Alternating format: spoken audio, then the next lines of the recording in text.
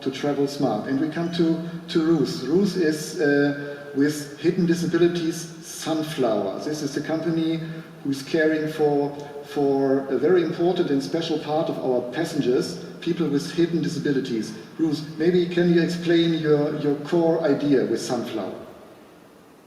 Yes, good morning, and thank you very much for asking me to talk with you today. So, it started back in Gatwick in 2016. It's obvious when a passenger arrives in, say, from a ski flight with a broken leg, that they need mobility assistance to and from the aircraft side. But it was apparent that we had tens of thousands of passengers who had invisible disabilities.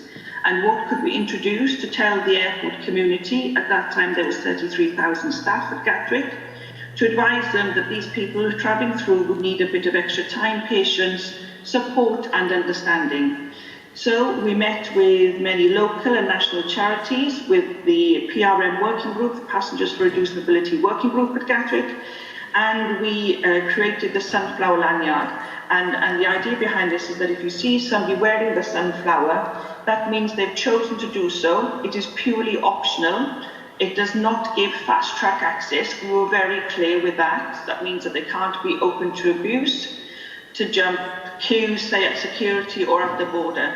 So if you see somebody wearing the sunflower, it means that they or somebody travelling with them has an invisible disability and they just need some extra time, patience, support and understanding. And the rule is, the training that we offer is, you just simply ask, how can I help you today?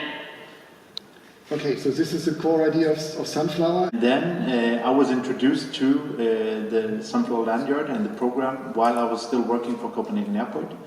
And I've seen the enormous benefit. So speaking about Denmark, this is not only at airports, it's spreading as such a positive movement in society. So you see banks joining, you see law firms joining, you see pharmacies, you see different libraries, you see public transportation companies. So I think at the moment in Denmark they're approaching 500 organizations and companies being part of the Sunflower movement.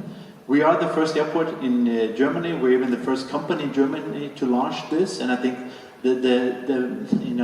it makes us really, really proud. We know that approximately 1 out of 4 passengers would have any type or different types of hidden disabilities, which if you multiply 1 out of 4 on the total number of passengers we had last year, 20 million, it's just a massive amount of our passengers where we feel we can make a positive difference.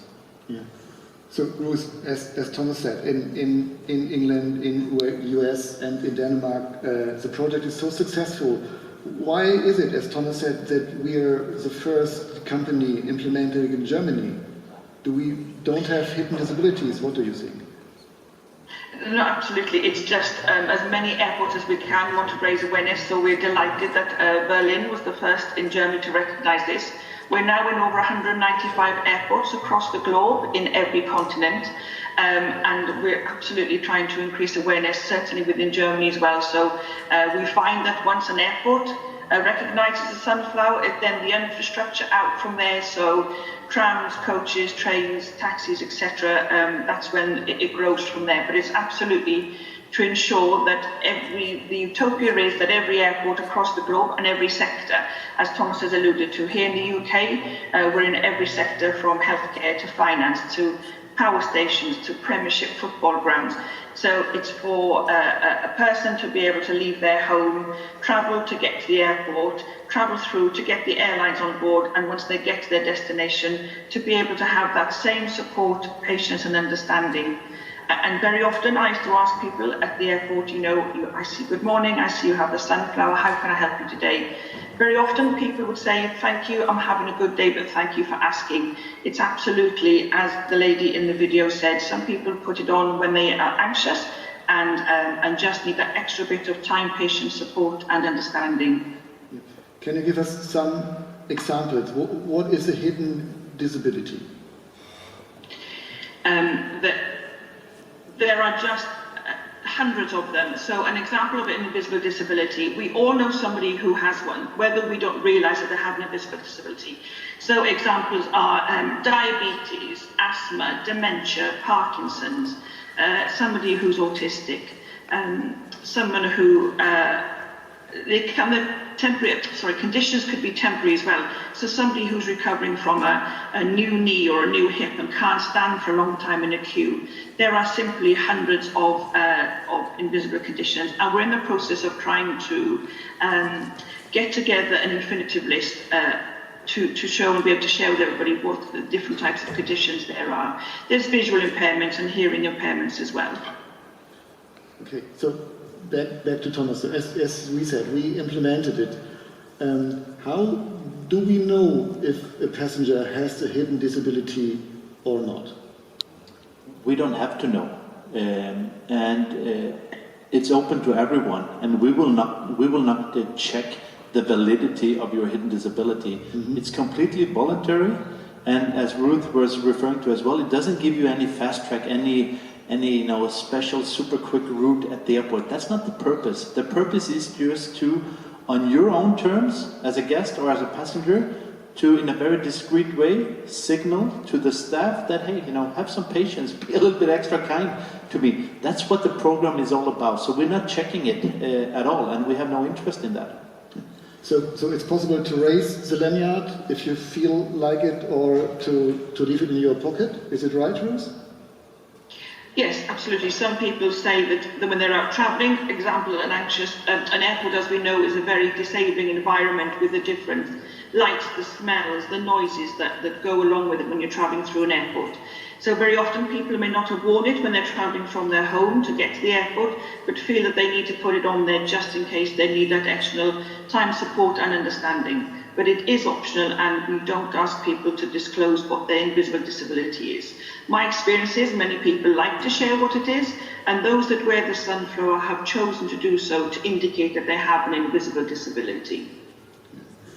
Okay, Thomas, when we implemented the sunflower, there was a short discussion. Some people said, well, you mark people with the lanyard. What do you think? So I would say we do not, because it is 100% up to the individual if they want to wear it or not. So we're not forcing our guests or passengers with hidden disabilities to wear it. It's an offer. It's a free of charge offer. It's the decision is completely up to the passengers. And I think that is why this fear of, are we marking people? No, we're not. We're just providing an option for our guests to signal to the environment around them that, this might be a difficult situation for me, so be kind, have patience. That's what it's about. And do we have any experience with passengers? Do we get feedback, like complaints or a good feedback? I haven't heard any complaints, but I've heard a lot of people, a lot of passengers appreciating that we're taking this step. I think, in anyone's career, you would have certain highlights where you feel extra proud or you feel extra emotional about things. And for me, this is such a moment that we make the travel and the experience at the airport more inclusive, because for many people, even without hidden disabilities, airport environments, Hauptbahnhof or rail environments, it's not necessarily easy environments to navigate in, and I think we're doing the right thing here by making it more inclusive and a more welcoming environment for, like I said, last year would be 5 million of our passengers. Bruce, what is your experience when it comes to stuff? So I know we have to explain our stuff, so what it is good for, and what are your experience in other companies? Because you can say, well, being kind to our customers is my daily work. What do you want from me? Absolutely, and if the world was a kinder place, we wouldn't need the sunflower, but we're not there yet, unfortunately. And absolutely, we have lots of feedback for people, certainly since COVID-19, that now have the confidence to travel because they know they'll be supported when they travel through an airport. We have lots of feedback from people saying that they are confident going up to a food and beverage place at an airport and being able to ask. They may have a stammer, and by wearing the sunflower means that that person, that barista that's serving them, doesn't rush them, allows them to be able to take their time to ask for their certain coffee, whatever it is they want, and that they're given that extra time, patience and understanding. So we absolutely have had so much feedback to say that the sunflower gives people confidence to be able to travel where they didn't have that before. They don't have to keep explaining what their condition is. Certainly, as we know, this is the 2 points that you have to go through at an airport: security, and when you land back through the border. We all have to do that, and very often there can be queues, and very often there can be stressful places as well. We have lots of feedback from guests and passengers travelling with their partner who has dementia and isn't able to explain that they're going to take a long time to take their belt off when they go through security, for example. So by having the sunflower, that takes away a lot of that awkward conversation and the embarrassment. It allows passengers to have their dignity and to be able to travel through with confidence when they travel through an airport. Okay, Thomas, what did we do to explain our stuff, this project, and what is the feedback? I know we have some videos, but is it enough just to see some minute videos?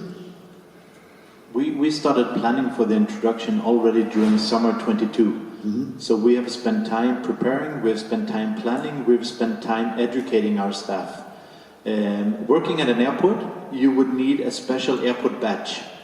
In order to get this badge, it requires mandatory security training, it requires mandatory safety training, and as part of the introduction of the Sunflower program, every time there is a renewal of this airport badge, every time there's a new person joining the airport family or the airport community, they will be exposed to this training. And it's not a training where you have to pass an exam as such. It is awareness about what the sunflower is. It is awareness about a selected type of, a certain number of different types of hidden disabilities, so that our staff would first of all recognize the sunflower lanyard and know that this guest or this passenger, again, like which we have said many times, needs some extra time, or we need to have some extra patience. So that's what it's all about. And over time, 100% of the staff, at the moment we're looking at some 20,000 people working at the BER campus. All of those people who would require an airport badge to do their work would have gone through training.